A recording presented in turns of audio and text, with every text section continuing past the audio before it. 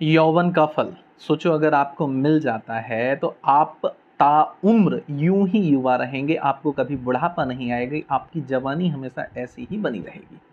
ऐसा ही होता है राजा भर्तृहरि के साथ में। उज्जैन के राजा थे राजा भर्तृहरि, जिनके बाद में फिर आपने देखा कि राजा विक्रमादित्य का शासन आता है।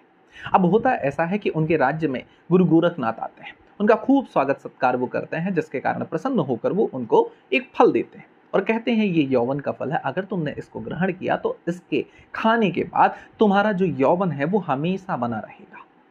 अब राजा भर्तृहरि, आपको पता है कि इनकी एक सबसे प्रिय जो पत्नी थी, तीसरी पत्नी पिंगला थी, उससे बहुत आकर्षित थे, बहुत प्रेम करते थे। और आपको पता है कि प्रेम में तो पुरुष या स्त्री, मतलब कहते हैं ना कि मैं दुनिया उलट पुलट करके रख दूंगा, तो ऐसी स्थिति थी राजा भर्तृहरि के साथ में। वो फल तत्काल उनके दिमाग में आता है कि मैं ले जाकर अपनी पत्नी पिंगला को दे दूंगा, और ले जाते हैं और पिंगला को किसी प्रकार से मनाकर वो फल उसको दे देते हैं।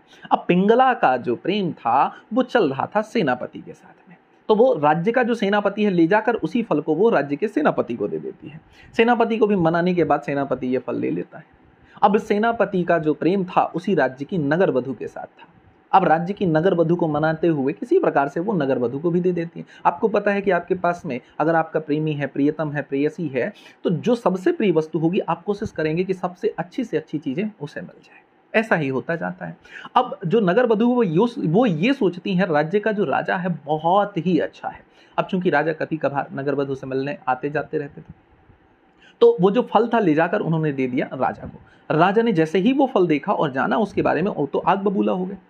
तत्काल उन्होंने राज्यसभा बुलाई और नंगी तलवार लेकर दौड़ पड़े। ये फल तुम्हारे पास कैसे आया?